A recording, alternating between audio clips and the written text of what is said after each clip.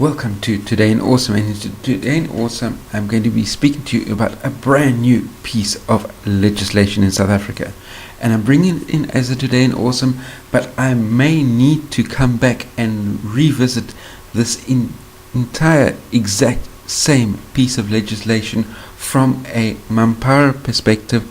It all depends on how the details play themselves out over the course of the next couple of months.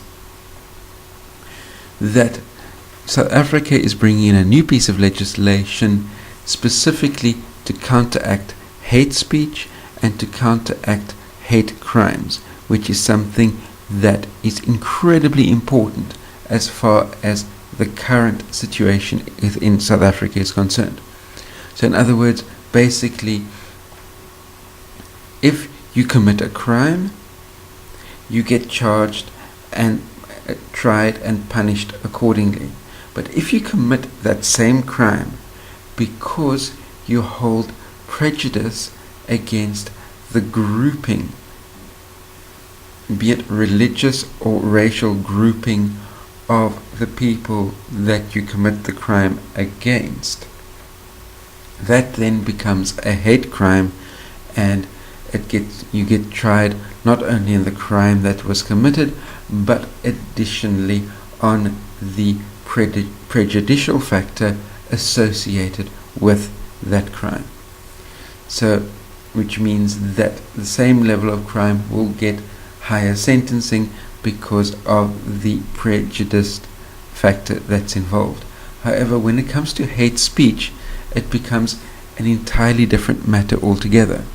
And that is that, for instance, journalists could become guilty of hate speech, especially from the point of view of hate speech in this instance is looking at combating racism. Now, by definition, in South Africa, racism is only monodirectional. In other words, only a white person like what I am can be a racist in South Africa regarding any negative or derogatory or racist statements that are made against a member of another race. A person in South Africa with a white skin like mine cannot, by definition, be a victim of racism because as I mentioned, racism in South Africa is monodirectional.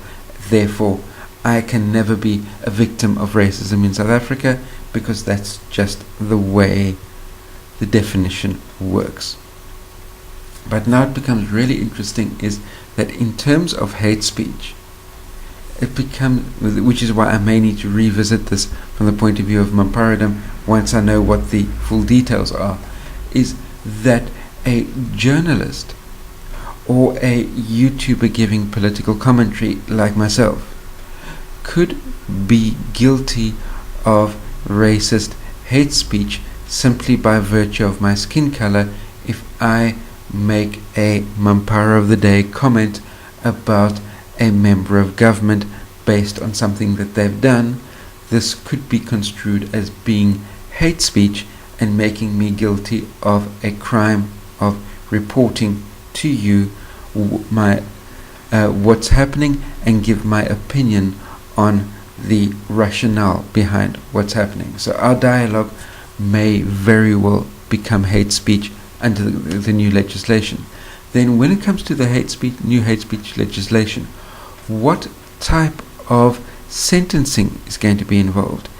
And the reason why I'm highlighting this is hate speech, and by the way, hate speech in terms of the legislation can include a tweet on Twitter or a Facebook post. So the quick question is, hate speech by virtue of somebody tweeting something on Twitter, what type of sentencing would something like that carry?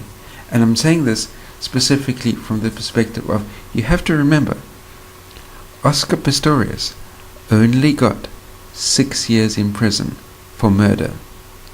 So what type of sentence would be an appropriate sentence for some or other hate speech posted out through Twitter? You tell me what you think in the comment section down below. Remember, post any comments, questions, criticisms in that comment section down below. Like and share this video. And if you're new to my channel, hit the subscribe button. And last but by no means least, until the two of us meet again, try not to get yourselves lost or killed, and I'll see you tomorrow.